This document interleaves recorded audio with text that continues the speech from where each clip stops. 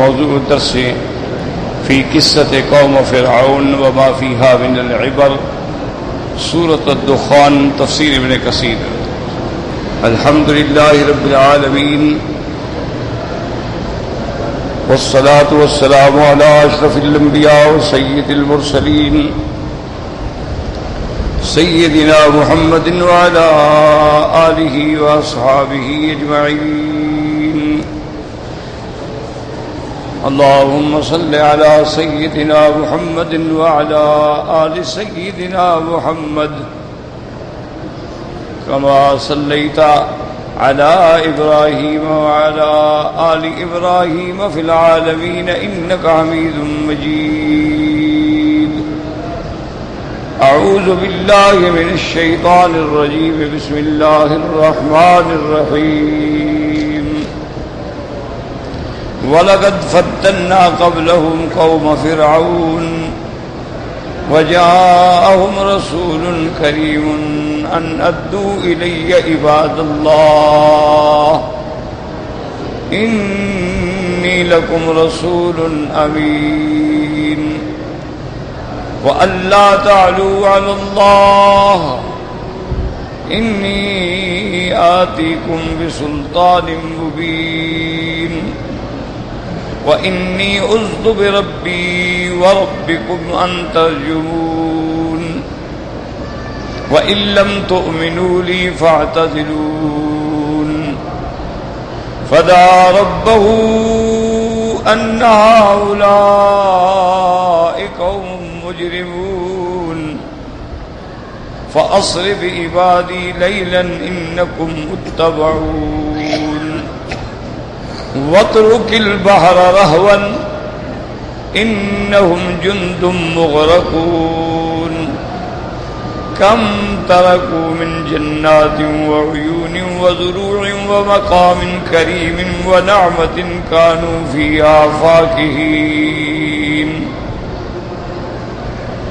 كَذَلِكَ وَأَوْرَثْنَاهَا قَوْمًا آخَرِينَ فما بكت عليهم السماء والأرض وما كانوا منذرين. ولقد نجينا بني إسرائيل من العذاب المهين من فرعون إنه كان عاليا من المسرفين. وَلَقَدِ اخْتَرْنَاهُمْ عَلَى عِلْمٍ عَلَى الْعَالَمِينَ وَآتَيْنَاهُمْ مِنَ الْآيَاتِ مَا فِيهِ بَلَاءٌ مُبِينٌ. قال المؤلف والمفسر رحمه الله تعالى أدام النفع بعلومه وعلومكم في الدارين آمين. إلى أن قال يقول تبارك وتعالى ولقد اختبرنا قبل هؤلاء المشركين قوم فرعون وهم كبت مصر. اللہ تبارک و تعالیٰ کے ان آیات میں مفسر رحمہ اللہ تعالیٰ تفسیر فرماتے ہیں کہ اللہ تبارک و تعالیٰ نے فرمایا کہ ان مشرکین سے پہلے ہم قوم فرعون کا بھی امتحان لے چکے ہیں. قوم فرعون جو ہے وہ قبط ہے، وہ قبطی تھے. موسیٰ علیہ السلام کی قوم بنو اسرائیل تھی.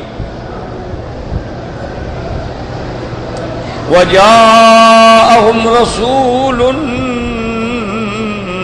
کریم، اور آئے ان کے پاس بڑی شان والے عزت والا پیغمبر، یعنی موسیٰ کلیمہ علیہ السلام. اللہ تبارک و تعالی نے حضرت موسیٰ علیہ السلام کو ان کے پاس بھیجا جو کلیم اللہ ہے، جن کو اللہ نے شرف کلام بخشا ہے بغیر واسطہ.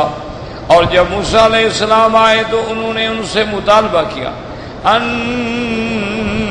ادوا الی عباد اللہ کقولہ عز وجل ان ارسل معنا بنی اسرائیل ولا تعذبهم قد جئتك بآیۃ من ربک والسلام علی من اتبع الہدی. آپ نے فرمایا کہ اللہ کے بندوں کو میرے حوالے کرو، جیسے دوسری جگہ قرآن پاک فرماتے ہیں ان ارسل معنا بنی اسرائیل.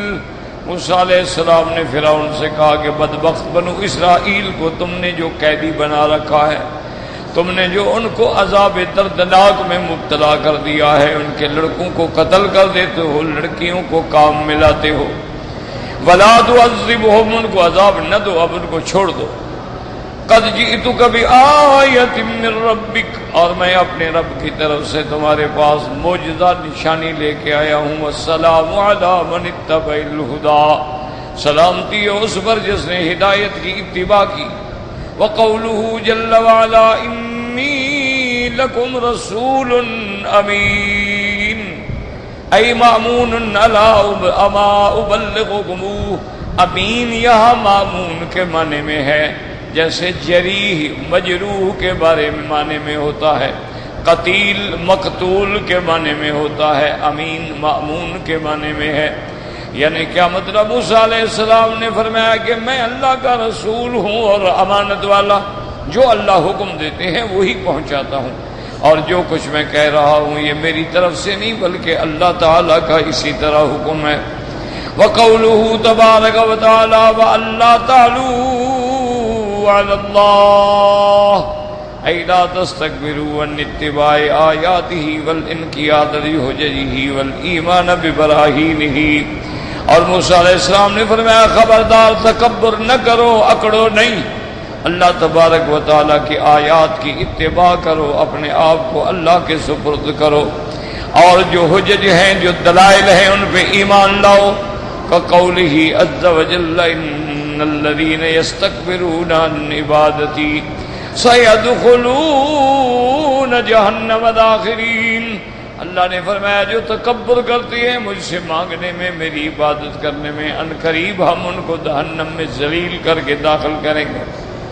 اور موسیٰ علیہ السلام نے فرمایا انی آتیکم بسلطان مبین، میں بڑی کھلی نشانی لے کے آیا ہوں جو دلالت کرتی ہے میری نبوت اور رسالت پر. اے بحجت ظاہرۃ واضحۃ، بڑی کھلی دلیل. وہی ما ارسلہ اللہ تعالی بہ من الآیات البینات والادلۃ القاطعات. اللہ تبارک و تعالی نے موسیٰ علیہ السلام کو جو آیات عطا فرمائی، اور اللہ تبارک و تعالی نے جو آپ کو ایسی نشانیاں، ایسے دلائل جو فیصلہ کرنے والے، اور ساتھ میں آپ نے یہ بھی فرما دیا کہ مجھے پتا ہے کہ تم مجھے قتل کرنا چاہتے ہو، نقصان پہنچانا چاہتے ہو، تو یاد رکھو اس کا بھی میں نے علاج کر لیا. وَإِنِّي عُذْتُ بِرَبِّي وَرَبِّكُمْ أَن تَرْجُمُونِ. قال ابن عباس رضی اللہ عنہما وابو صالح کہ رجم کا معنی ہوا الرجم باللسان وهو الشتم، رجم کا معنی ہے کہ زبان سے گالیاں دینا. وقال قتادہ الرجم بالحجارہ، کہ رجم کہتے ہیں کہ پتھر مار مار کے مار دیا جائے. اعوذ باللہ الذی خلقنی وخلقکم من ان تصلوا الی بسوء من قول او فعل. حضرت موسیٰ علیہ السلام نے فرمایا کہ میں نے اللہ کی پناہ پکڑ لی ہے، اس پروردگار کی حفاظت میں ہوں. الذی خلقنی وخلقکم، جس نے مجھ کو پیدا کیا، تم کو پیدا کیا. من ان تصلوا الی بسوء من قول او فعل، کہ تم مجھے چاہے زبان سے یا چاہے عمل سے برائی پہنچاؤ. میں نے اپنے اللہ کی پناہ پکڑ لی ہے. اور جب آدمی اللہ پہ یقین کر کے اللہ کی پناہ پکڑ لیتا ہے، اللہ تبارک و تعالیٰ پر ایمان و یقین کے حسن حسین میں آ جاتا ہے، تو پھر دنیا کی کوئی طاقت اس کو جھکا نہیں سکتی ہے. اور اس کے بعد آپ نے فرمایا وَإِن لَّمْ تُؤْمِنُوا لِي فَاعْتَزِلُونِ أَيْ فَلَا تَتَعَرَّضُوا لِي وَدَعُوا الْأَمْرَ بَيْنِي وَبَيْنَكُمْ مُسَالَمَةً إِلَىٰ أَن يَقْضِيَ اللَّهُ بَيْنَنَا. اور حضرت موسیٰ علیہ السلام نے فرمایا کہ اگر تم مجھ پر ایمان نہیں لے آتے ہو، میری باتوں کو نہیں مانتے ہو، تو اس کا دوسرا حل یہ ہے کہ میرے راستے سے ہٹ جاؤ، مجھے اپنا کام کرنے دو اور تم اپنا کام کرتے رہو. إِن لَّمْ تُؤْمِنُوا لِي فَاعْتَزِلُونِ أَيْ فَلَا تَتَعَرَّضُوا لِي وَادْعُوا الْأَمْرَ بَيْنِي وَبَيْنَكُمْ مُسَالَمَةً إِلَىٰ أَن يَقْضِيَ اللَّهُ بَيْنَنَا. تمہارے ہمارے درمیان میں گویا سلو، تم اپنا کام کرو ہم اپنا کام کرتے ہیں، حتیٰ کہ وہ وقت آئے گا جب اللہ آپ کے اور ہمارے درمیان میں فیصلہ کر دیں گے۔ فلما طال مقامه صلی اللہ علیہ وسلم بین اظہرہم واقام حجج اللہ تعالی علیہم کل ذلك وما زادهم ذلك الا كفرا وعنادا دعا ربه عليهم دعوة نفذت فيهم كما قال تبارک وتعالی۔ اب مفسر فرماتی ہیں کہ جب ایک لمبی مدت گزر گئی، حضرت موسیٰ علیہ السلام ان کے درمیان میں رہتے ہوئے اور آپ نے دلائل دیے، معجزات دکھائے، لیکن وہ ہمیشہ اور زیادہ کفر میں اور زیادہ سرکشی میں بڑھتے گئے، تو آخر حضرت موسیٰ علیہ السلام نے اپنے اللہ سے ان کے لیے بد دعا کی، جیسے دوسری آیت میں وقال موسیٰ ربنا انک آتیت فرعون وملأه زینة واموالا فی الحیاۃ الدنیا ربنا لیضلوا عن سبیلک ربنا اطمس علی اموالہم واشدد علی قلوبہم فلا یؤمنوا حتی یروا العذاب العلیم قال قد اجیبت دعوتکما فاستقیما۔ جیسے دوسرے مقام میں ہے کہ موسیٰ علیہ السلام نے اپنے اللہ سے فریاد کی کہ ربنا، اے ہمارے رب، انک آتیت فرعون وملأہ، میرا مولا آپ نے فرعون اور اس کے سرداروں کو دولت دے دی، طاقت دے دی، پیسہ دے دیا، محلات دے دیے، اس لیے وہ زیادہ اکڑ گئے ہیں، اور یہ پیسے اس لیے ہیں، یہ مال اس لیے آپ نے دیا تھا کہ لوگوں کو ہٹائے۔ ربنا اطمس علی اموالہم، میرا مولا ان کے مالوں کو فنا کر دے، وشدد علی قلوبہم، اور ان کے دلوں کے اوپر سختی نازل فرما دے، فلا یؤمنوا حتی یروا العذاب العلیم۔ اب یہ اس مقام پہ پہنچ گئے ہیں، یہ ایمان نہیں لائیں گے جب تک کہ عذاب دردناک نہ دیکھیں۔ اللہ نے فرمایا قال قد اجیبت دعوتکما فاستقیما، اللہ نے فرمایا موسیٰ ہارون، ہم نے تمہاری دعائیں سن لی۔ یاد رکھو موسیٰ علیہ السلام دعا کرنے والے تھے اور ہارون آمین کہنے والے تھے، تو آمین کہنے والا بھی گویا اس دعا کے اندر برابر کا شریک ہوتا ہے، اس لیے اللہ نے فرمایا قد اجیبت دعوتکما، ہم نے تم دونوں کی دعائیں سن لی اور قبول بھی فرما لی، جیسے کہ اس آیت میں فدعا ربہ ان ہؤلاء قوم مجرمون، موسیٰ علیہ السلام نے دعا مانگی کہ مولا اب ان پر عذاب کے علاوہ کوئی راستہ نہیں ہے، بڑی مجرم قوم ہے، اپنے باز نہیں آتی۔ وَعِنْدَ ذَلِكَ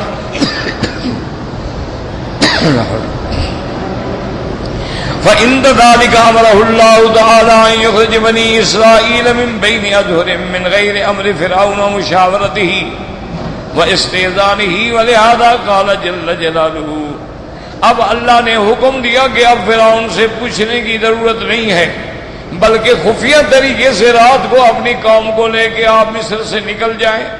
فَأَسْرِ بِعِبَادِي لَيْلًا إِنَّكُمْ مُتَّبِعُونَ، رات کو لے کے میرے بندوں کو نکل جائیں، تمہارا تعاقب کیا جائے گا، وہ تمہارے پیچھے آئیں گے۔ جیسے اللہ فرماتی ہے وَلَقَدْ أَوْحَيْنَا إِلَىٰ مُوسَىٰ أَنْ أَسْرِ بِعِبَادِي فاضرب لهم طريقا في البحر يبسا لا تخاف دركا ولا تخشى۔ جیسے دوسری جگہ اللہ فرماتی ہے ہم نے وحی بھیجی موسیٰ علیہ السلام کی طرف ہے کہ بندوں کو لے کے رات کو چل پڑو، آگے دریا آ گیا، فرمایا فاضرب لهم طريقا في البحر يبسا، مرے ان کے لیے راستہ بنائیں خشک، کوئی ڈر نہیں ہوگا نہ پکڑے جانے کا اور نہ کوئی خوف ہوگا، آپ آرام سے نکل جائیں۔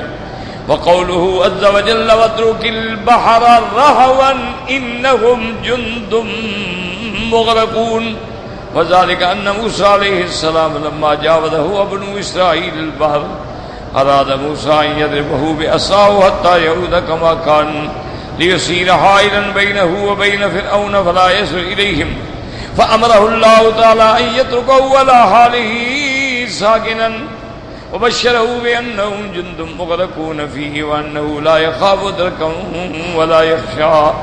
اب موسیٰ علیہ السلام جب اپنی قوم کے ساتھ دریا سے نکل گئے تو آپ کی خواہش ہوئی کہ دریا پھر بھر جائے تاکہ دشمن اور ہمارے درمیان میں دریا مانے ہو جائے، وہ گزر نہ سکے۔ اللہ نے فرمایا میرا محبوب حضرت موسیٰ کوئی غم نہ کرو، چھوڑ دو دریا کو اسی طرح، جیسے راستے بنے ہیں رہنے دو، ان کو آنے دو دشمن کو، اور ساتھ یہ بھی بتا دیا انہم جند مغرقون، اس لشکر کو ہم نے غرق کرنا ہے، اس نے غرق ہونا ہے۔ قال ابن عباس رضی اللہ عنہما واترک البحر رہوا کحیتہ وامضہ، کہ جیسے اب دریا ہے اس کو رہنے دیں اور آپ چلیں۔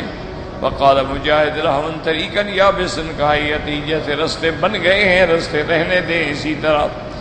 لا تأمرہ یرجع اترک حتی یرجع آخرہم، آپ ان کو کچھ نہ کریں، رہنے دیں حتیٰ کہ ان کا ہر بندہ اول سے لے کر آخر تک سارے دریا میں داخل ہو جائیں۔ وقد قال اکرم الربیع بن انس والضحاک وقتادہ بن زید وکعب الاحبار سماک بن حرب وغیر واحد۔ اب جب فرعون نے دیکھا کہ راستے ہیں تو سارے لشکر کے ساتھ دریا میں اتر گیا۔ جب دریا میں اترا تو اللہ نے حکم دیا دریاؤں کو کہ میرے دشمنوں کو پکڑ لو، دریا نے پکڑ لیا۔ یاد رکھو دریا بھی اس کے تابع، ہوائیں بھی اس کے تابع، آگ بھی اس کے تابع، ہر کائنات کا ذرہ ذرہ اللہ تبارک و تعالیٰ کے حکم کے تابع ہے۔ جب اللہ نے دریا کو حکم دیا تو دریا نے فرعون کو پکڑ لیا، اور جب اللہ نے زمین کو حکم دیا، قارون جب اکڑ کے چل رہا تھا اللہ نے حکم دیا فخسفنا بہ وبدارہ الارض، اللہ نے حکم دیا کہ زمین اس کو اس کے محلوں کے ساتھ نکل جاؤ۔ حضور نے فرمایا تجلجل بہا الی یوم القیامہ، اور وہ قارون اپنے محلوں کے ساتھ زمین میں آہستہ آہستہ اتر رہا ہے حتیٰ کہ قیامت تک اسی طرح غرق ہوتا رہے گا۔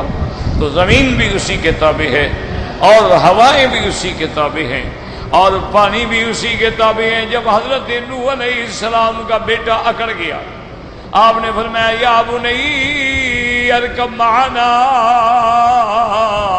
ولا تکن مع الکافرین، لیکن بیٹے نے کہا کہ نہیں میں ایمان نہیں لے آتا، پہاڑ ہیں اتنے اونچے، میں کسی پہاڑ پہ چڑھ جاؤں گا تو یہ پانی کتنا آئے گا، 2 فٹ 4 فٹ 10 فٹ کتنا آئے گا۔ سآوی الی جبل یعصمنی من الماء، یہ پہاڑ مجھے بچا لیں گے۔ حضرت نوح علیہ السلام نے فرمایا لا عاصم اليوم من امر اللہ الا من رحم، آپ نے فرمایا بدبخت اللہ کے حکم کے بغیر کوئی بچانے والا نہیں۔ وحال بینہم الموج فکان من المغرقین، اللہ نے دریا کو حکم دیا کہ فرعون کا حضرت نوح علیہ السلام کا بیٹا تمہارے کنارے پہ اکڑ رہا ہے، پکڑ لو اس کو فوراً۔ بس ایک لہر آئی اور ڈوب گئے۔ تو ہر چیز اللہ کے تابع ہے، اللہ چاہے پانی سے کام لیں، اللہ چاہے ہواؤں سے کام لیں۔ اب فرماتے ہیں وَاتْرُكِ الْبَحْرَ رَهْوًا، اپنی حالت پہ چھوڑ دو۔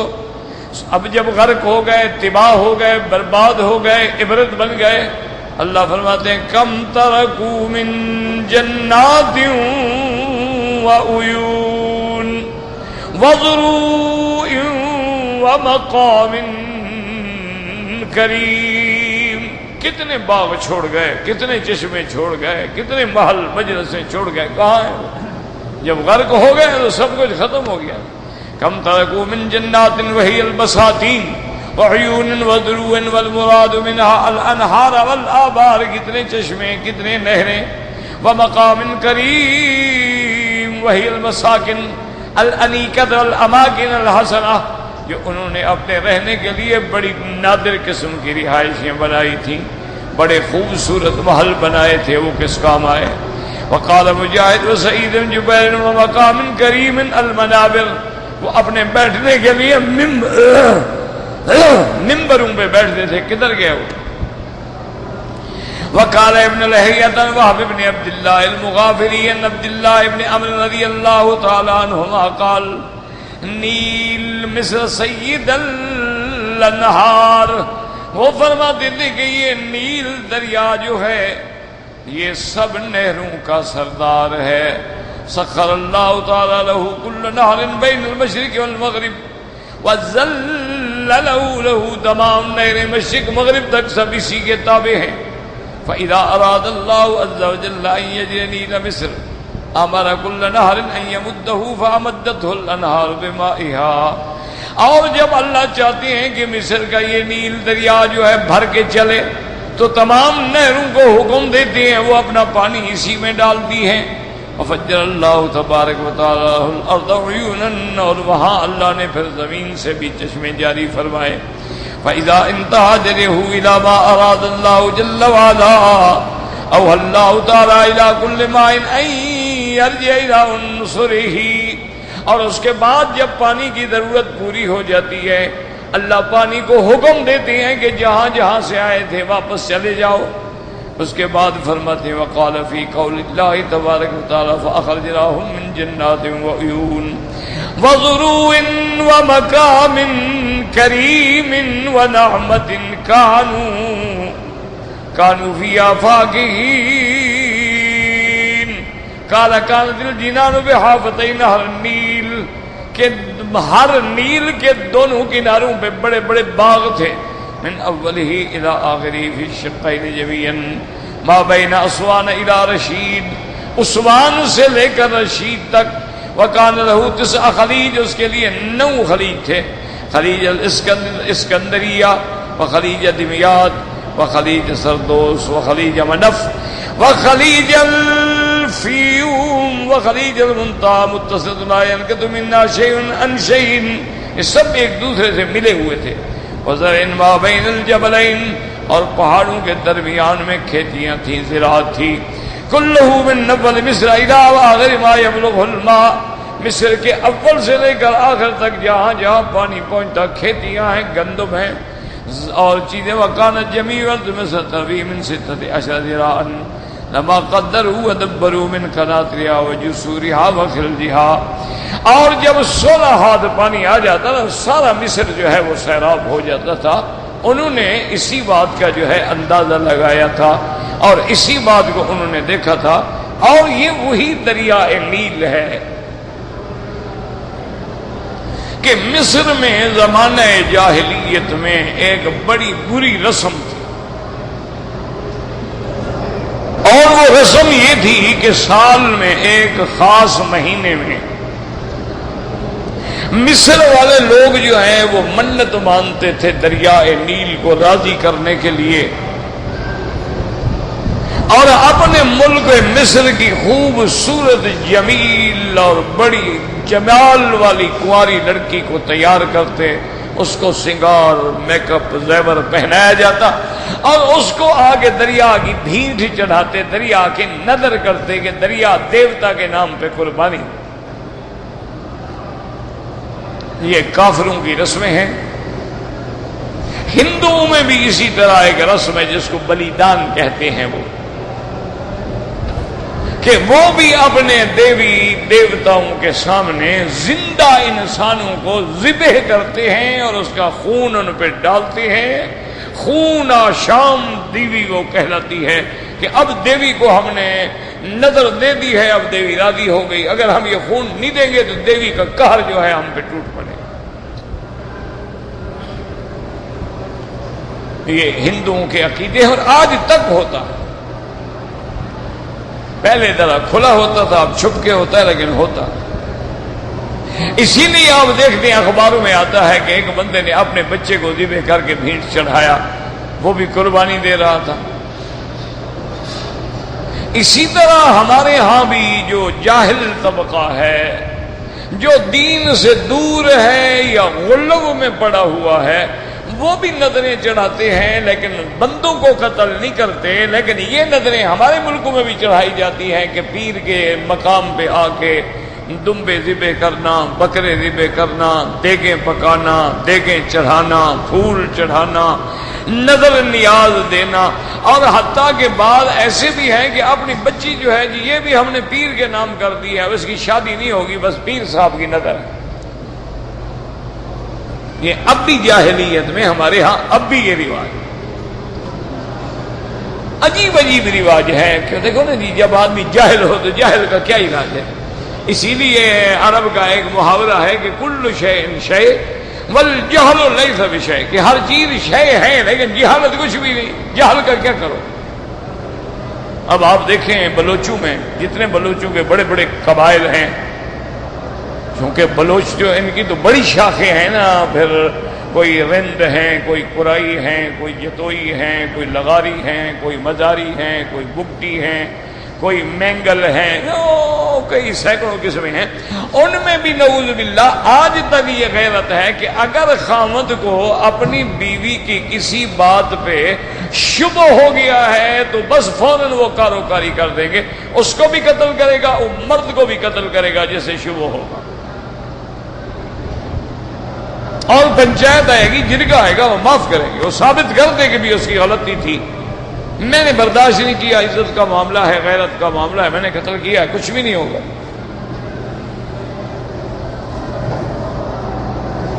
اور اپنے جاہلیت میں اتنے پکے ہیں کہ 2 قتل ہو چکے ہیں، باقاعدہ FIR آئے گی، مقدمہ ہوگا، درج ہوگا، صحیح اسی قاتل کے نام ہوگا، بڑے آرام سے حکومت کو بھی خوش کر دیں گے، جب عدالت میں آئیں گے گواہ پھر جائیں گے، پہلی پیشی گھر آ جائے گا۔ اچھا اتنا روب ہے کہ لڑکی کے وارث بھی نہیں بول سکتے، وہ کہتے ہیں ٹھیک ہے وہ لڑکی نے گناہ کیا ہو، ٹھیک ہے۔ آج بھی اچھا پھر آگے جاہلیت دیکھو، یعنی غیرت میں صرف ایک بندہ وہاں سے گزر گیا، بیوی کھڑی تھی، اس نے مڑ کے دیکھ لیا، بس اس نے قتل کر دیا۔ غیرت یہ ہے، اور بے غیرتی یہ ہے کہ کبھی یہ ہوتا ہے کہ بندہ بھاگ گیا، عورت بھی قتل ہونے سے بچ گئی، اس کو سردار کے حوالے کر دو کہ جی یہ کاری ہے، اب ہم تو نہیں رکھ سکتے، سردار کے گھر رہے گی، یہ غیرت ہے۔ ادھر غیرت میں قتل کر رہے ہیں، ادھر بے غیرتی کا یہ عالم ہے کہ 20 30 40 عورتیں سرداروں کے گھر میں ہیں، وہ کیا ہے کاریاں ہیں، وہ کام بھی کریں، اور نعوذ باللہ جو کچھ ان کے ساتھ ہوتا ہے سب جانتے ہیں۔ جاہلیت کا کیا علاج ہے؟ جب آدمی جاہل ہو اس کو کیا کریں گے؟ ابھی آپ اپنے ملک میں دیکھ لیں، کل کی میں اخبار میں پڑھ رہا تھا کہ ایک فیکٹری میں کیلنڈر لگے ہوئے تھے رمضان شریف کے، فیکٹری کا مالک نے کرسی رکھ کے وہ کیلنڈر اتارا کہ اب نیا سال آ گیا، نیا رمضان آ گیا، نیا کیلنڈر لگائیں۔ ایک مزدور کو مالک سے ناراضگی تھی، اس نے باہر آ کے شور کر دیا کہ اس نے توہین کیا ہے، اللہ کے کلمہ لکھا تھا، نبی کا نام لکھا تھا، اس نے پھینک دیا، ٹوٹ پڑے، اس کو قتل کر دیا۔ یہ مسلمان ہیں، جذبہ دیکھو، جاؤ کافروں سے لڑو، یہودی جو بھرے ہوئے ہیں، نصرانی جو بھرے ہوئے ہیں، ہندو جو ادھر نہیں جاتے، ادھر تو ان کے پاس طاقت ہے، وہ تو 1 کے 10 ماریں گے نا، پھر ادھر نہ ان کو غیرت آتی ہے، نہ ان کو غصہ آتا ہے، نہ ان کو جوش آتا ہے۔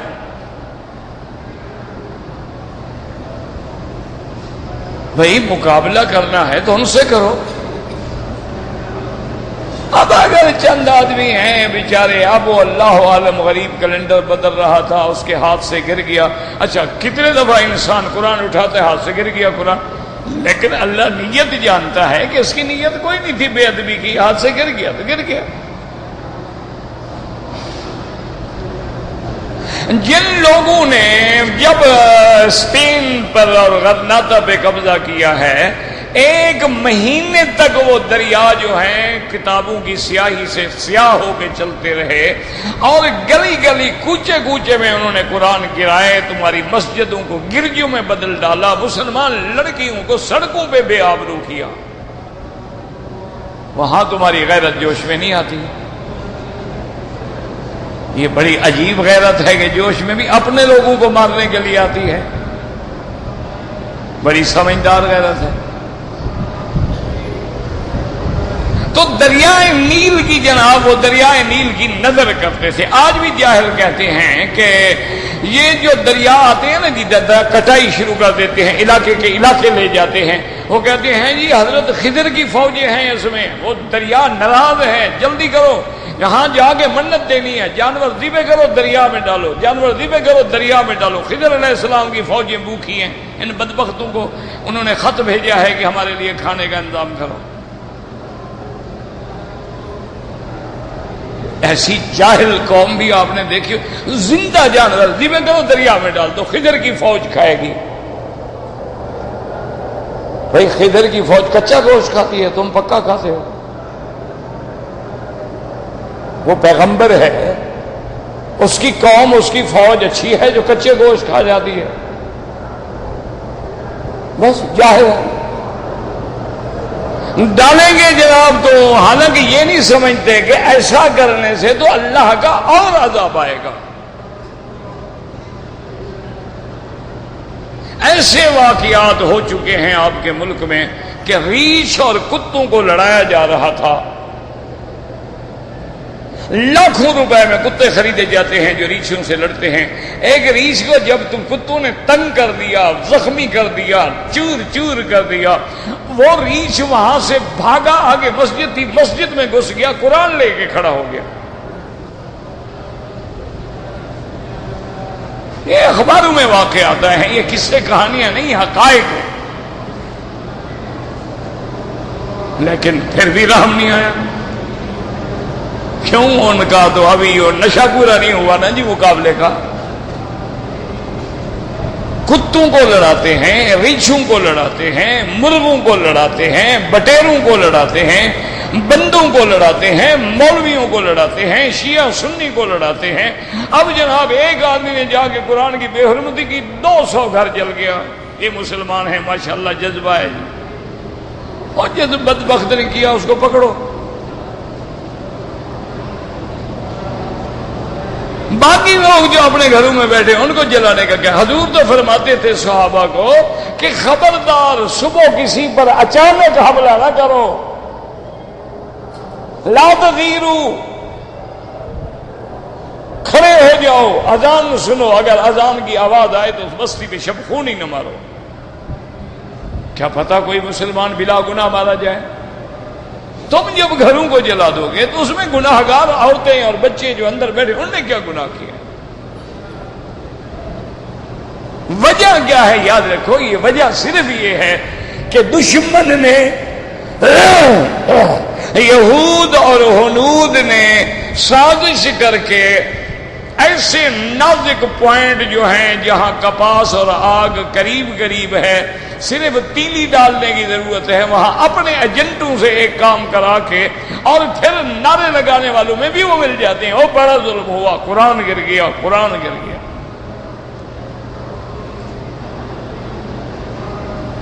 اور ہم نے آج تک ان کو پکڑنے کی کوشش نہیں کی. اگر مذہبی لڑائی ہوئی، 4 مولوی پکڑ لو. ہاں یہ مولوی بڑا خطرناک ہے، تقریر کرتا تھا نا، ہاں یہی ہے، بس ٹھیک ہے، یہی مجھے دو رگڑا ہے اس کو. وہ مجرم تو ہے نہیں غریب، اصل مجرم تو آرام سے پھر رہا ہے نا. انہوں نے اپنی فائل پوری کرنی ہوتی ہے، گورنمنٹ کو رپورٹ دینی ہوتی ہے کہ سر ہم نے 24 گھنٹے میں ٹریس کر لیا، قاتل بھی پکڑ لیے، اسلحہ بھی پکڑ لیا. اسلحہ ان کا اپنا ہوتا ہے، وہی ساتھ رکھ دیتے ہیں. جتنے منشیات بکتے ہیں ان کے مشورے سے، ان کے بھتے سے بکتے ہیں. اور جس دن اوپر سے ڈنڈا آیا، خود نشہ لگ کے 2-4 بے گناہوں کو اندر کر دیا. سر ہم نے بڑا زبردست آپریشن کیا، اتنا نشہ پکڑا گیا. اصل بیچنے والے جو وہ تو ساتھ کھڑے ہیں. یہ کوئی بات ہے کہ ورنہ دیکھیں نا، یہ ملک جس میں آپ بیٹھے ہیں، جب یہاں عبدالعزیز رحمت اللہ علیہ ان موجودہ بادشاہوں کے جو ابا تھے، ملک عبدالعزیز رحمت اللہ علیہ رحمتاً واسعتاً، ایک کھرا اور بالکل مضبوط قسم کا مسلمان، بدامنی کا یہ عالم تھا کہ کوئی قافلہ مکے سے مدینے نہیں جا سکتا تھا. کوئی عورت اکیلا سفر نہیں کر سکتی تھی. اس اللہ کے بندے نے آگے جناب قرآن کا قانون نافذ کیا اور جتنے فساد کرنے والے تھے سب کی گردنیں اڑا کے رستوں پہ لٹکا دی اور کہا لٹکتے رہیں دگلے. وہ دن اور آج کا دن، آپ رات کو آدھی رات کو مدینے جائیں کوئی آپ کو لوٹے گا نہیں. اگر کوئی آپ کا اپنا لوٹ لے تو وہ الگ بات ہے. ہمارے اپنے اب کافی قابل ہو گئے.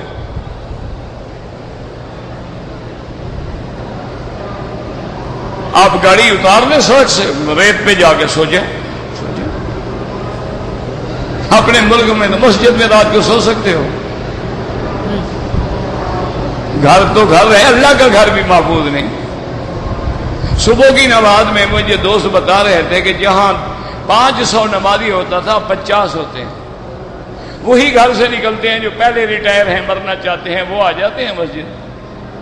وہ کہتے ہیں ہم نے تو ویسے ہی مرنا ہے، گھر والے تنگ ہیں، سونے نہیں دیتے۔ وہ کہتے ہیں ابھی دادا کھانس کھانس کے ہمیں تنگ کر رہے ہیں، اور جی نماز کا وقت ہو گیا، وہ تہجد سے بھی پہلے اٹھا دیتے ہیں دادے کو، دفع ہو جان چھوٹے۔ اور اشراق پڑھ کے آنا، اشراق 8:30 بجے ہوتا ہے، تاکہ ہم تو اپنے 5 گھنٹے نیند پوری کر لیں نا۔ انا للہ و انا الیہ راجعون۔ بس دعا کریں اللہ اپنے رحمت سے عذاب رفع کر دے۔ تو اب جناب نیل مصر میں وہ لڑکی ڈالتے تھے، اچھا زندہ لڑکی دیکھو نا، قہر، زندہ لڑکی جا کے دریا میں ڈالتے تھے، مر جائے۔ حضرت عبداللہ عمر ابن العاص نے جب حضرت عمر کے زمانے میں فتح کیا مصر کو، تو مصر والوں نے کہا کہ حضرت وہ رسم کا وقت آ گیا ہے، اب کیا کریں؟ اور اگر ہم دریا کو لڑکی نہیں دیتے ہیں تو دریا بہتا نہیں، دریا چڑھتا نہیں، اور ہمارا مصر پورا قحط میں آ جاتا ہے۔ پتہ نہیں دریا لڑکی کو کیا کرتا تھا۔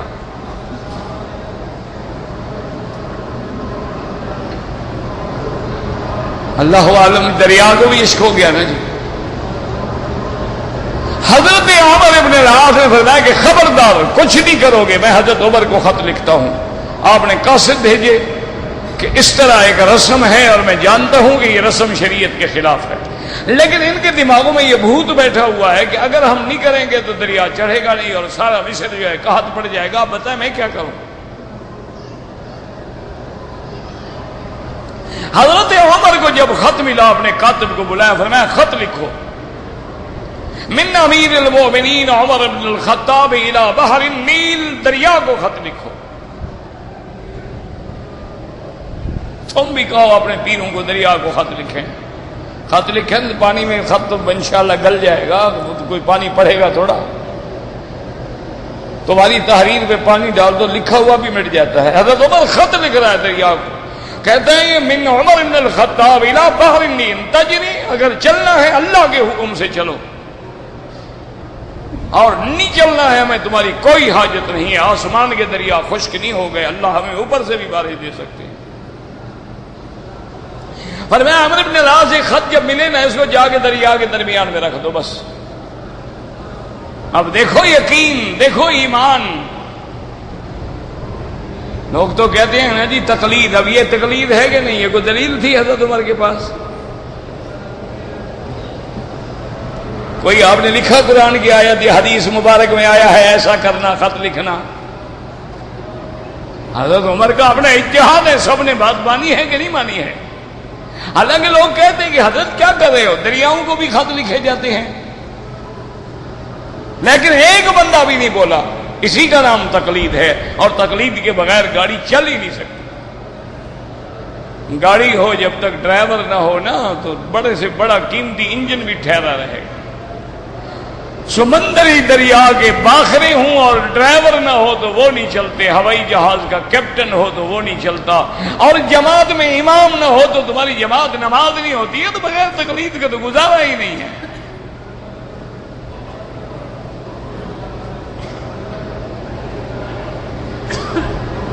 اگر ہر بات پہ تقلید شروع ہو نا جی، تو آپ جب سکول میں بچہ پڑھنے کے لیے جائے، استاد کہے کہ بیٹا پڑھو الف، وہ کہے میں بعد میں پڑھوں گا الف، استاد جی پہلے دلیل دو گے یہ الف کیوں ہے، یوں جو کھڑا ہو الف ہوتا ہے، یوں پڑھا ہو تو بے ہوتی ہے، کیوں، دلیل کیا ہے آپ کے پاس؟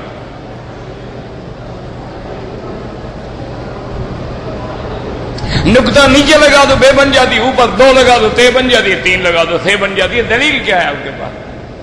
کسی حدیث میں آیا 3 نقطے ہوں تو سے پڑھنا، اور نیچے نقطہ ہو تو بے پڑھنا، یوں لکھ کے اندر نقطہ ہو تو جیم پڑھنا، اور نقطہ نہ ہو تو ہا پڑھنا، اوپر نقطہ لگا دو تو خا پڑھنا، یہ کون سی حدیث میں ہے جی؟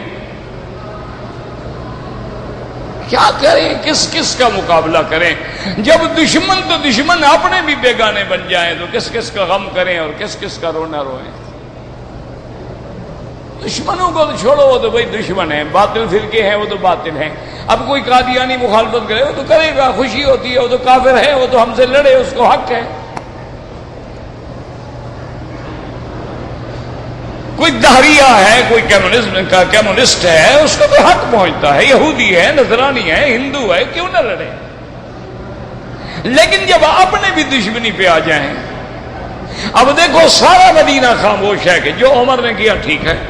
اچھا، گورنر کو جب خط ملا تو اس نے بھی نہیں کہا کہ یار کمال ہے، حضرت عمر کو خدا جانے کیا ہو گیا ہے، بھئی دریا بلا خط پڑتا ہے کہ میں جا کے دریا کو خط پہنچاؤں؟ انہوں نے کہا نہیں، امیر المومنین کا حکم ہے، میں نے اتباع کرنی ہے، میں نے تقلید کرنی ہے، اطاعت کرنی ہے۔ اطیعوا اللہ و اطیعوا الرسول واولی الامر منکم، اولی الامر کا حکم ماننا ہے، اگر مگر نہیں۔ حضرت عمر فرماتے ہیں کہ میں خط لے کے چند ساتھی کو لے کے چلا آیا، دریا تو خشک پڑا تھا، تھوڑا تھوڑا پانی تھا، درمیان میں تھوڑی سی زمین ابری ہوئی تھی، وہاں آگے ہم نے خط لکھا اور ہم نے کہا کہ دریا صاحب امیر المومنین کا خط ہے، ہم نے پہنچا دیا، اب تم جانو تمہارا خدا جانے، السلام علیکم، ہم جا رہے ہیں۔ فرماتے ہیں کہ رات کو میں سویا ہوا تھا، صبح جب میں اٹھا انہوں نے کہا 16 ہاتھ سے بھی پانی بڑھ گیا ہے، اور وہ دن اور آج کا دن پھر دریا نے لڑکی نہیں مانگی، عمر کا ڈنڈا کام آ گیا۔ حضرت عمر کا ڈنڈا چلاؤ گے نا پھر یہ جن بھوت سب بھاگ جاتے ہیں۔ پھر دریا کو شوق نہیں ہوا کہ جناب اگلے سال تو لڑکی نہیں ملی۔ اسی لیے اقبال نے کہا تھا نا کہ دریائے دجلہ تو بھی پہچانتا ہے ہم، اور تو جانتا ہے ہم تمہیں حکم دیا کرتے تھے، ہم تو وہ مومن تھے کہ بحر ظلمات میں دوڑا دیے گھوڑے، ہم نے تو تارے کی طرح کشتیاں توڑ ڈالی، ہم نے کہا چلو دریا میں ڈالو گھوڑے۔ انہوں نے نہیں پوچھا کہ جناب گھوڑے دریا میں ڈالیں گے ڈوب نہیں جائیں گے، انہوں نے کہا نہیں بس ڈالو، ہم اللہ کے لیے نکلے ہیں، اللہ کے راستے میں جہاد کے لیے نکلے ہیں، اگر ہم مخلص ہیں دریا بھی اسی کا ہے، ہم بھی اسی کے ہیں، اگر وہ مارنے پہ راضی ہم مرنے پہ راضی۔ جناب دریا پہ گھوڑوں پہ بیٹھے بیٹھے گزر گئے، موسیٰ علیہ السلام گزر سکتا ہے تو حضور کے امتی کیوں نہیں گزر سکتے؟ بنو اسرائیل گزر سکتے ہیں تو امت محمد مصطفیٰ کیوں نہیں گزر سکتی؟ لیکن تم ہم امت بنے تو کام بنے نا، تو اس لیے اللہ نے یہ واقعہ، اسی لیے مفسر کہتے ہیں کہ وہ ایسا دریائے نیل ہے کہ ہر نہر گویا اس کے تابع ہے، اور اس کے دونوں کناروں پہ اللہ تبارک و تعالی نے باغات پیدا فرمائے تھے، وَنَعْمَةٍ كَانُوا فِيهَا فَاكِهِينَ عَيْشَةً كَانُوا يَتَفَكَّهُونَ فِيهَا فَيَأْكُلُونَ مَا شَاءُوا وَيَلْبَسُونَ مَا أَحَبُّوا مَعَ الْأَمْوَالِ وَالْجَاهَاتِ وَالْحُكْمِ فِي الْبِلَادِ وَصُلِبُوا ذَلِكَ جَمِيعًا فِي سَبِيَّةٍ وَاحِدَةٍ وَفَارَقُوا الدُّنْيَا وَصَارُوا إِلَى جَهَنَّمَ وَبِئْسَ الْمَصِيرُ۔ اللہ فرماتے ہیں وہ ایک ایسی نعمت میں تھے، کھاتے تھے، پیتے تھے، پہنتے تھے جو چاہتے تھے، مال تھا، عزت تھی، طاقت تھی، سلطنت تھی، لیکن ایک رات میں اللہ نے سب کچھ چھین لیا۔ وَصُلِبُوا ذَلِكَ فِي، ایک رات نہیں گزری تھی کہ غرق ہو گئے دریاؤں میں، دریا میں غرق ہو گئے، سب کچھ چھین گیا، دنیا ختم ہو گئی، اور مقام بھی جہنم۔ فَأُغْرِقُوا فَأُدْخِلُوا نَارًا، اللہ فرماتے ہیں ادھر سے غرق ہوئے، ادھر سے ہم نے جہنم کے عذاب میں ان کو داخل کر دیا ہے۔ وَاسْتَوْلَىٰ عَلَى الْبِلَادِ الْمِصْرِيَّةِ تِلْكَ الْحَوَاصِلِ الْفِرْعَوْنِيَّةِ وَالْمَمَالِكِ الْقِبْطِيَّةِ بَنُو اسرائیل، اور اللہ تبارک و تعالی نے اس مصر پر، فرعونہ کی سلطنت، فرعونہ کی طاقت والے ممالک پر اور قبطیوں کے ملک پر اللہ نے ان کمزوروں کو مسلط کیا جن کو تم نے غلام بنایا ہوا تھا، بنو اسرائیل۔ کما قال تبارک و تعالی کذالک وَأَوْرَثْنَاهَا بَنِي اسرائیل، اور دوسری آیت میں اللہ فرماتے ہیں وَأَوْرَثْنَا الْقَوْمَ الَّذِينَ كَانُوا يَسْتَضْعِفُونَ مَشَارِقَ الْأَرْضِ وَمَغَارِبَهَا الَّتِي بَارَكْنَا فِيهَا وَتَمَّتْ كَلِمَةُ رَبِّكَ الْحُسْنَىٰ عَلَىٰ بَنِي إِسْرَائِيلَ بِمَا صَبَرُوا وَدَمَّرْنَا مَا كَانَ يَصْنَعُ فِرْعَوْنُ وَقَوْمُهُ وَمَا كَانُوا يَعْرِشُونَ۔ اللہ نے فرمایا پھر ہم نے اس قوم کو وارث بنایا جو کمزور تھے۔ اللہ تبارک و تعالیٰ فرماتے ہیں اور فرعون اور اس کی قوت کو ہم نے ہمیشہ کے لیے دریائے غرق کے دریا کر دیا۔ اب ان کا صرف نام باقی ہے یا عبرت کے لیے فرعون کی وہ لاش باقی ہے، اللہ نے قیامت تک کے لیے عبرت بنا دیا ہے۔ تو اس لیے ہمیشہ اپنے اللہ سے ڈریں، اللہ سے معافی مانگیں، اللہ کی طرف رجوع کریں اور اپنے آپ کو سدھارنے کی کوشش کریں، ہدایت پہ چلنے کی کوشش کریں، صبر سے کام لیں، جلد بازی سے بچیں اور اپنی جماعتوں کے اندر دشمنوں کے ایجنٹوں کو پہچانیں اور بلا وجہ لڑائیوں میں، جھگڑوں میں، سر پھٹول میں شریک ہو کر اس عالم کو مرکز فساد نہ بنائیں بلکہ مرکز امن بنائیں۔ اللہ آپ کو بھی مجھے بھی توفیق دے۔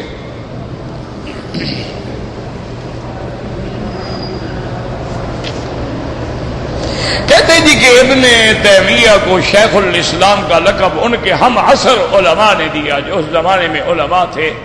جیسے بخاری شریف کو صح الکتاب بعد کتاب اللہ کا لقب کس نے دیا؟ اس زمانے کے محدثین نے۔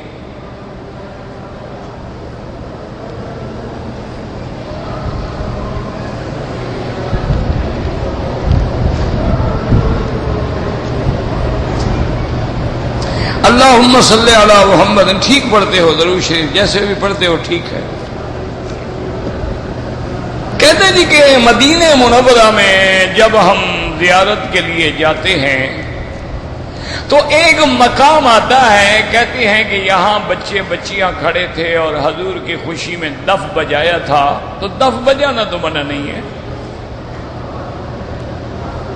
حضور صلی اللہ علیہ وسلم جب مدینہ منورہ کے لیے روانہ ہوئے تو ثنیۃ الوداع ایک مقام ہے، اس جگہ کا نام ہے ثنیۃ الوداع۔ وہاں پہ صبح سے لے کر آگے بوڑھے بچے عورتیں سب انتظار کرتے، اور حضور تو اونٹ پہ آ رہے تھے نا، کوئی ٹرین یا گاڑی تو تھی نہیں کہ ٹائم دے دیتے، نہ اس وقت موبائل تھے جیسے آپ کی جیب میں ہے ماشاءاللہ، تو انتظار کر کے واپس چلے جاتے حتیٰ کہ حضور تشریف لے آئے۔ تو وہ باقاعدہ محدثین نے بھی لکھا ہے کہ وہ بچیاں باقاعدہ یعنی ترنم سے یہ رجز پڑھ رہی تھیں کہ طلع البدر علینا من ثنیۃ الوداع وجب الشکر علینا ما دعا للہ داعی۔ تو اگر بچیاں خوشی میں آ کے کوئی دف بجاتی ہیں، وہ بچیاں یہ نہیں ہے تمہاری طرح گانے کے لیے بلا لو، مجرے کرنے کے لیے کنجریاں، طوائف ہیں، مغنیہ، گلوکارائیں، یہ تو ملعونہ ہیں، ان کو نہیں بلایا جاتا، وہ تو عام بچیاں ہیں۔ جیسے گھروں میں ہمارے ہاں اب بھی دیہات میں ہوتا ہے، جب دیہات شادی ہو تو بچیاں اکٹھی ہو کے شیرے شیرے گاتی ہیں، کوئی بات نہیں، کوئی دف بجاتی ہے کوئی بات نہیں، کوئی بیچاری جو ان کو آتا ہے ٹپا شپا وہ اپنا پڑھ لیتی ہے، تو یہ تو اچھی بات ہے، کوئی منع نہیں۔ بلکہ حضور پاک کے گھر کے اندر بھی بچیاں بیٹھے ہوئے پڑھ رہی تھیں، تو ایک بچی نے کہا وَفِينَا نَبِيٌّ يَعْلَمُ مَا فِي غَدٍ، ہمارا نبی تو ایسی شان والا ہے کہ اس کو کل کا بھی پتہ لگا۔ حضور فرمایا مر چھوڑو، ایسی بات نہ کرو، کل کا پتہ اللہ کو ہے، باقی پڑھو لیکن یہ غلط باتیں نہ پڑھو۔ تو وہ پڑھتی رہیں۔ حضرت ابو بکر آئے تو بچیاں اسی طرح گاتی رہیں، شعریں کہتی رہیں۔ حضرت عمر نے جب مانگی نا تو سب نے دفعے نیچے رکھ لی اور چپ کر کے بڑا بن ٹھن کے بیٹھ گئے۔ تو حضرت عمر کو دیکھ کے حضور ہنس پڑے، آپ نے فرمایا عمر جس گلی میں تم جاتے ہو نا شیطان بھی بھاگ جاتا ہے، اور واقعی سچی بات ہے، آج بھی عمر کہاں سے گزرے نا شیطان بھاگ جاتا ہے۔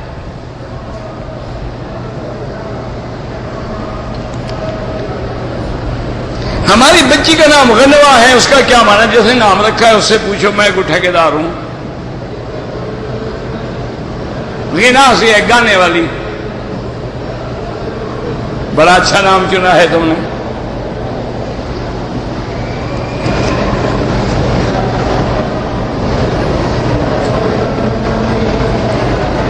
اگر طواف کر رہے ہیں اور نماز جنازہ کھڑی ہو گئی پڑھ سکتے ہیں، لیکن نہ بھی پڑھیں تو کوئی ضروری نہیں کہ فرض کفایہ ہے، کچھ لوگ تو پڑھ رہے ہیں نا، آپ چلے جائیں اپنا طواف پورا کریں۔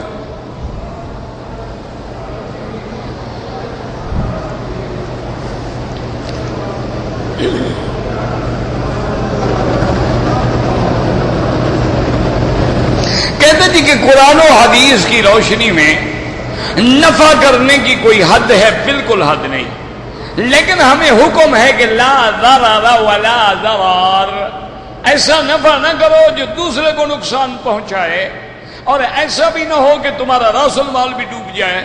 معنی یہ ہے کہ حد اعتدال ہو، یہ معنی نہیں ہے کہ جیسے یہاں ماشاءاللہ بعض لوگ جو ہے نا 300% نفع لیتے ہیں. مجھے ایک دفعہ غلطی سے شوق ہو گیا ہوتا تو کبھی کبھی شوق ہے.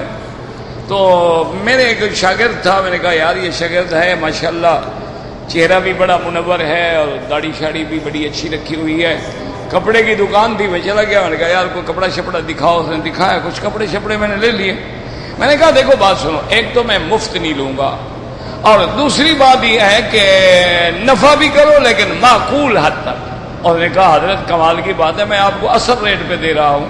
تو بہرحال جس کے اس نے 20 ریال میٹر لگایا نا, میں نے دوسرے دکان سے پوچھا تو 15 ریال کا تھا. شاگرد تھا نا.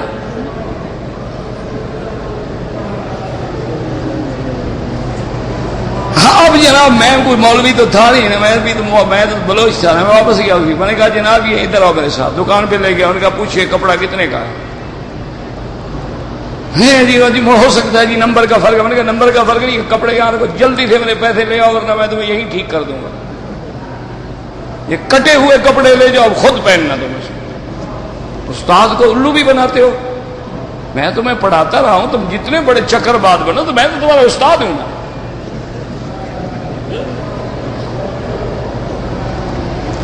یہ رعایت کرتے ہیں استاد کے ساتھ.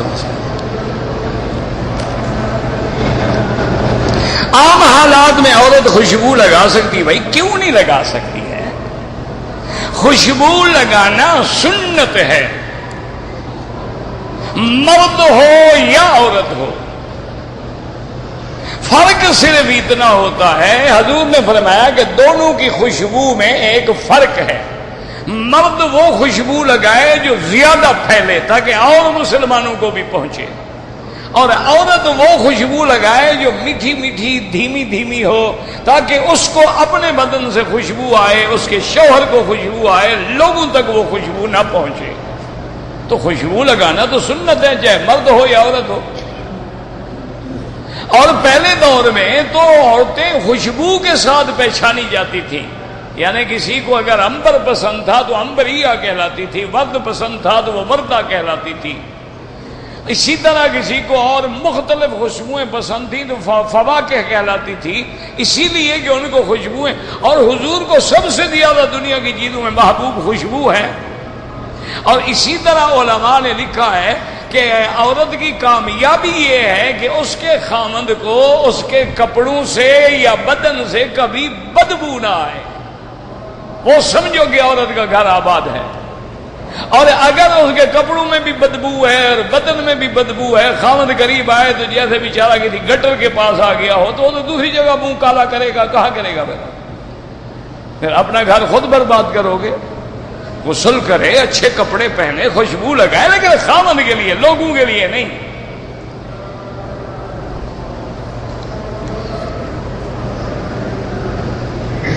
اگر ہم نے عصر کی نماز کے بعد عمرے کی نیت کرنی ہے تو 2 رکعت نماز پڑھنے کی کوئی ضرورت نہیں. ویسے بھی عمرے کے لیے نماز پڑھنا ضروری ہوتا ہی نہیں ہے, یاد رکھو. آپ نے کوئی نماز پڑھی لبیک عمرۃ لبیک اللہم لبیک تھی, نہیں پڑھی لبیک لبیک اللہم لبیک پڑھ کے آ گئے, کوئی ضروری نہیں. یہ تو ایک سنت الاحرام ہے کہ اگر موقع ہے تو پڑھ لو.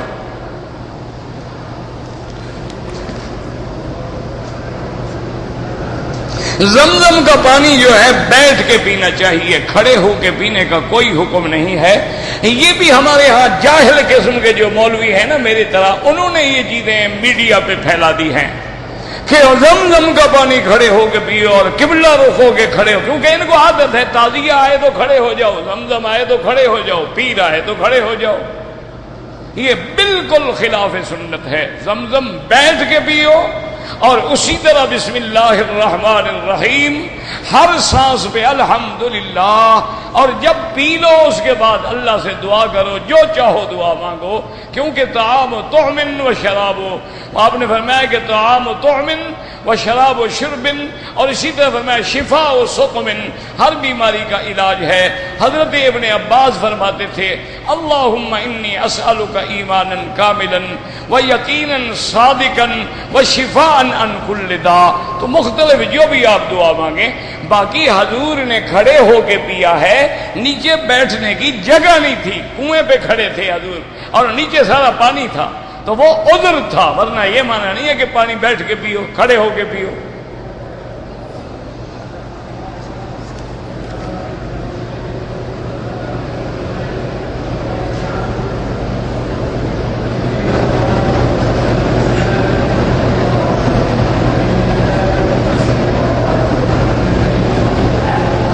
ماشاءاللہ، آپ جناب سری لنکا سے آئے اور پھر جناب آپ کراچی سے سری لنکا اور سری لنکا سے جدہ، پھر آپ نے جدہ بھی احرام نہیں باندھا، پھر ایک اور مولوی ٹکر گیا، اس نے کہا 3 دن مکے میں رہنا ہے، پھر مسجد عائشہ سے بعد پتہ نہیں کون کون سے جاہلوں کو جو داڑھی رکھے وہ مولوی بن جاتا ہے،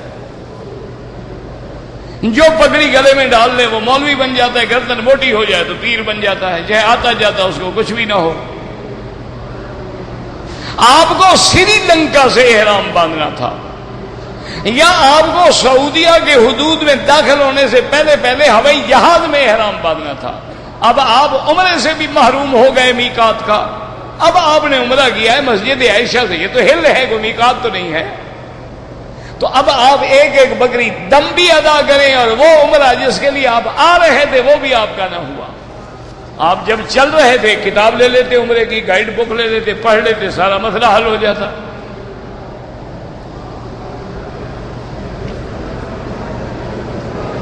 اگر ایک آدمی نے عمرہ کیا ہے، عمرہ کرنے کے بعد، طواف کرنے کے بعد، صفا مروہ دوڑنے کے بعد اپنے سر پہ اگر بلیڈ پھیر لے بالکل جائز ہے، کوئی منع نہیں۔ مقصد ہے اب بال منڈانے ہیں، چاہے تم حجام سے منڈواؤ، خود مونڈ لو، ایک دوسرے کے مونڈ لو۔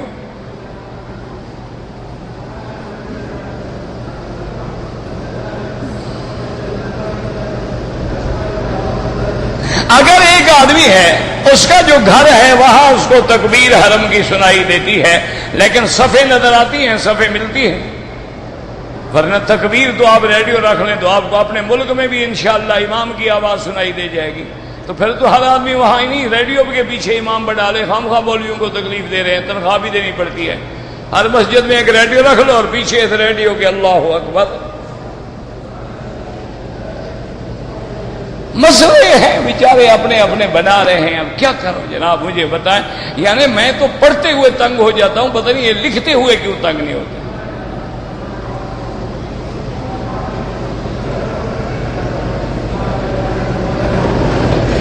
کہتے جی کہ اگر ہم زیارت کے لیے جائیں مسجد عرفات میں یا مزدلفہ میں تو وہاں 2 رکعت، ویسے کوئی بھی مسجد ہو، اگر مسجد میں جائیں تو تحیت المسجد پڑھیں، لیکن ان زیارتوں کا کوئی حکم نہیں ہے، کیونکہ ان دنوں میں زیارت کرو گے، خالی میدان پڑے ہوئے ہیں، تو آدمی کے دل میں وہ جو عزت و عظمت ہے اس مقام کی وہ کم ہوتی ہے الٹا۔ اچھا یہی جگہ یار، یہی آج ہوتا ہے یار، یہ تو کچھ بھی نہیں، بس آپ کا تو کام گیا نا، پھر یہ تو جانا منع ہے۔ انہی دنوں میں جاؤ جب اس کا مقام ہوتا ہے، عظمت ہوتی ہے کہ 30 لاکھ آدمی وہاں پڑا ہے۔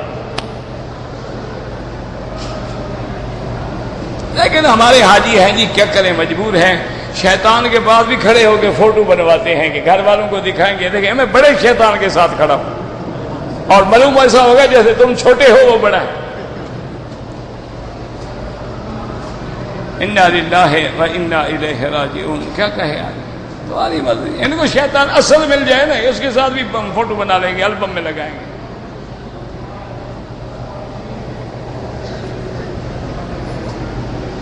اگر کوئی آدمی زندہ بھی ہے، تندرست بھی ہے، اس کے لیے عمرے کی کوئی ضرورت نہیں، آپ اپنے لیے عمرہ کریں، اور ایک سفر میں اگر 2 عمرے کریں 200 عمرہ کرو۔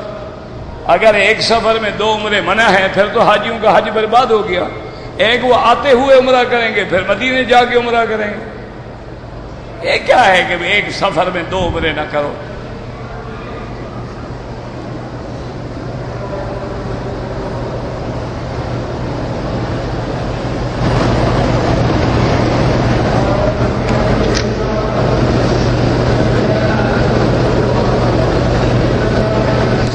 بیوی نے عمرے کے 12 گھنٹے کے بعد بال کاٹے ہیں، لیکن یاد رکھو اس 12 گھنٹے میں اس نے کوئی خوشبو نہیں لگائی، کوئی خاوند کے ساتھ حرکت نہیں کی، کوئی ایسی بات نہیں، پھر تو کوئی جرمانہ نہیں۔ لیکن اگر کوئی ایسی بات ہوئی ہے تو پھر تو جرمانہ ہے۔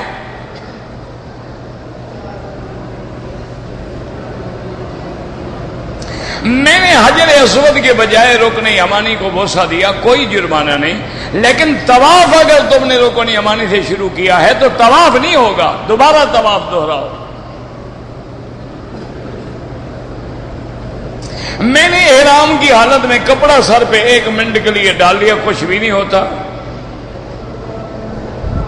میں نے تکلیف کی وجہ سے موزہ پہنا پھر اتار دیا، کچھ بھی نہیں ہوتا۔ پاکستان میں دم دے سکتے ہیں، جہاں جرم کیا جاتا ہے سزا وہاں ملتی ہے۔ پاکستان میں جب آپ کو فائن ہوتا ہے تو آپ نے مکہ شریف بھیجا ہے کبھی؟ بہرحال گزارش یہ ہے کہ آپ کی بھائی کی بیوی نے جو کچھ کیا ہے یا کر رہی ہے کسی گھر کو برباد کرنے کے لیے، اس کا دنیا و آخرت میں اس کو سزا ملے۔ آپ کی بیوی سے اگر کوئی صغیرہ غلطی ہوئی ہے تو آپ معاف کر دیں، بالکل اپنے تعلقات کو قائم رکھیں، اور جہاں اس قسم کی شرارت کرنے والی عورتیں ہیں آپ وہ شہر ہی چھوڑ دیں، کسی دوسری جگہ چلے جائیں۔ جو حضور کا نام نبی کریم سے منسوب ہے، صحابہ بھی لیتے تھے، کون سا نام؟ وہ لکھو نا، کون سا نام؟ اللہ کا نام۔ مجھے تو نہیں سمجھ آیا کیا حضور کے جو نام ہے، ما کان محمد ابا احد، یہی قرآن میں ہے، یہی صحابہ لیتے تھے، یا رسول اللہ، یا محمد، یا احمد۔ آپ نے فرمایا انا محمد، انا احمد، وانا الماہی، وانا الحاشر، وانا العاقب، تو حضور کے اپنے نام ہیں۔ اللہ نے قرآن میں بھی پکارا ہے، فرمایا محمد الرسول اللہ، ما کان محمد ابا احد من رجالکم ولکن رسول اللہ وخاتم النبیین۔ اللہ کے 99 اسماء ہیں جو صحیح حدیثوں میں ثابت ہیں۔ ویسے تو علماء نے کتابیں لکھی الاسنا فی اسماء اللہ الحسنی، بعض علماء نے 1000 اللہ کا نام لکھا ہے، بعض علماء نے 3000 اللہ کا نام لکھا ہے۔